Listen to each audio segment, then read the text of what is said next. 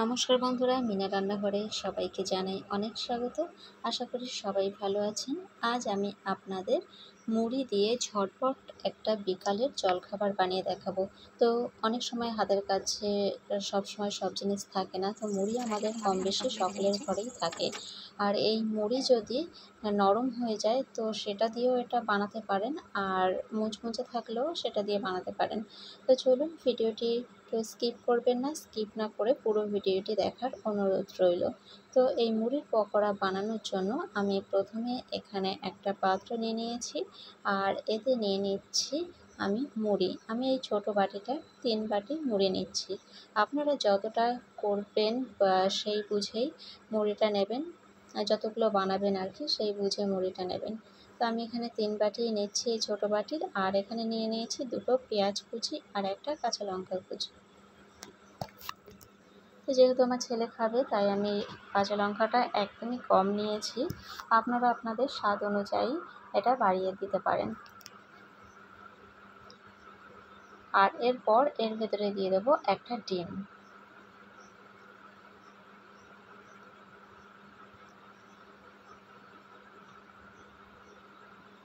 ডিমটা আমি এর ভেতরে দিয়ে দিচ্ছি,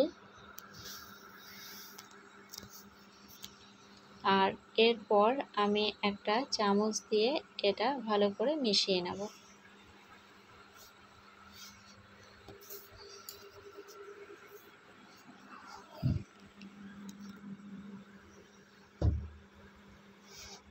এটা মেশানো হয়ে গেছে, আর এরপর আমি এর ভেতরে দিয়ে দিচ্ছি স্বাদ অনুযায়ী নুন। মুড়িতে যেহেতু নুন দেওয়া থাকে তো সেই বুঝেই নুনটা দিতে হবে। আর দিয়ে দিচ্ছি আদা রসুন বাটা, আর দিয়ে দিলাম একটু বেসন। বেসন না থাকলে আপনারা ময়দাও দিতে পারেন, আর বেসনের সাথে একটু চালের গুঁড়ো দিলেও খুব ভালো মুচমুচে হয়। আর এর ভেতরে দিয়ে দিচ্ছি হলুদ গুঁড়ো, আর দিয়ে দেবো একটু জিরে গুঁড়ো, আর দিয়ে দিচ্ছি লাল লঙ্কার গুঁড়ো। আমি যেহেতু কাঁচা লঙ্কাটা একেবারেই কম নিয়েছি তাই লঙ্কার গুঁড়োটা একটু বেশি নিচ্ছি। আর সবগুলো এবার একসাথে ভালো করে মিশিয়ে এর উপরে অল্প অল্প করে আমি জল দিয়ে আবারও চামচ দিয়ে একটু মিশিয়ে নিচ্ছি। একবারে বেশি জল দেওয়া যাবে না, আর এতে কিন্তু বেশি জল দেওয়া যাবে না। ডিমটা দেওয়ার পরে মুড়িটা কিন্তু অনেকটাই এটা মাখানো হয়ে গেছে। তো বেসনটা দেওয়ার পর আর চালের গুঁড়োটা দেওয়ার পরে আর একটু আমি চামচ দিয়ে মেশানোর পরে হাত দিয়ে ভালো করে এটা মেখে নিচ্ছি। চামচের থেকে হাত দিয়েই মাখাটা ভালো হয়, যার জন্য আমি হাত দিয়েই মেখে নিচ্ছি। আর এরপর হাতের মুঠোয় দেখবেন যদি এভাবে শেপে চলে আসে তাহলে বুঝবেন এটা একদম রেডি। আর যদি ছাড়া ছাড়া মনে হয় তাতে করে আরেকটু বেসন দিতে পারেন।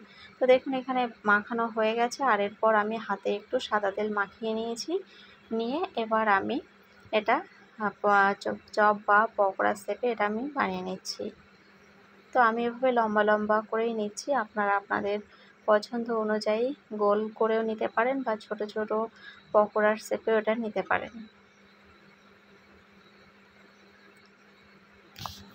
সবগুলো আমি এভাবে বানিয়ে নিয়েছি, আর এরপর আমি গ্যাসটা অন করে কড়াই বসিয়ে দিয়েছি, আর কড়াইটাও গরম হয়ে গেছে। দিয়ে দিচ্ছি সাদা তেল, আর তেলটাও মিডিয়াম হিট হলে তারপর আমি এর ভেতরে এই পকোড়াগুলো দিয়ে দিচ্ছি। আর একে একে সব পকোড়াগুলো দিয়ে আমি দুদিকটাই ভালো করে লাল লাল করে ভেজে তুলে নেব।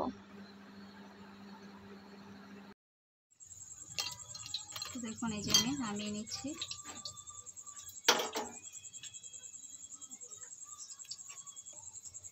একই রকমভাবে আমি বাকিগুলোও ভেজে নিচ্ছি।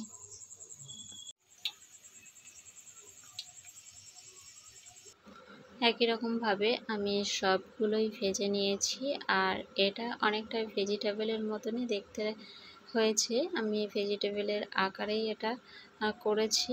আর এটা আমি টমেটো সসের সাথে পরিবেশন করে নিচ্ছি। আর এর ভেতরে একটা আমি আপনাদেরকে দেখিয়ে দিচ্ছি ভেঙে। তো এটা কিন্তু খুবই সুন্দর হয় আর বানাতে একদম টাইম লাগে না। খুব অল্প সময়ে একটা ঝটপট বিকালের খাবার আপনারা তৈরি করে দিতে পারেন। তো দেখুন আমি টমেটো সস আর লঙ্কা নিয়ে নিয়েছি পরিবেশনের জন্য। আপনারা চায়ের সাথে বা মুড়ি মাখার সাথে এটা খেতে পারেন, খুবই ভালো লাগে। আপনাদের এই ভিডিওটা কেমন লাগলো কমেন্টে জানাবেন। ভালো লাগলে একটা লাইক করে দেবেন, আর যারা চ্যানেলে নতুন তারা চ্যানেলটা সাবস্ক্রাইব করে পাশে থাকবেন। তো আজকের মতো ভিডিওটা এখানেই শেষ করছি। দেখা হবে পরের কোনো ভিডিওর সাথে। ততক্ষণ সবাই ভালো থাকবেন, সুস্থ থাকবেন। নমস্কার।